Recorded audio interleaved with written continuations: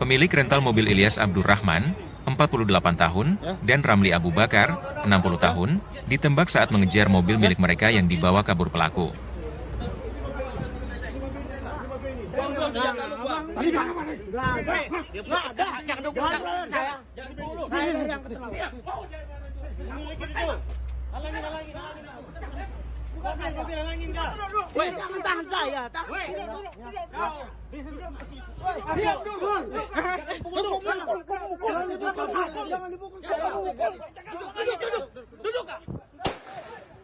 Ilyas meninggal dunia di lokasi kejadian dan Ramli dalam kondisi kritis.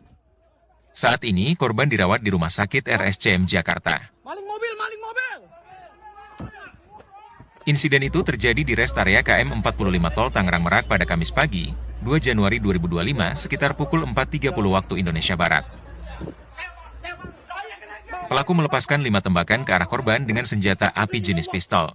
Kejadian itu bermula saat Ilyas yang merupakan pemilik rental mengejar mobil Honda Brio miliknya yang dibawa kabur pelaku bersama teman-temannya. Ilyas dan Ramli sempat mengejar mobil itu sampai ke Anyer, Banten. Anak korban Rizky Aga mengaku, pihaknya sudah meminta pendampingan kepada pihak Polsek Cinangka, karena pelaku sudah mengacungkan senjata api, namun ditolak oleh Kapolsek Cinangka. Kemudian, menjelang subuh, mereka melihat mobil Brio itu berada di parkiran rest area kilometer 45 Tol Tangerang Merak. Ilyas menghampiri para pelaku yang berada di dalam mobil Brio dan mobil Daihatsu Sigra warna hitam. Ternyata pelaku dalam mobil Sigra mengeluarkan pistol lalu menembak Ilyas dan Ramli.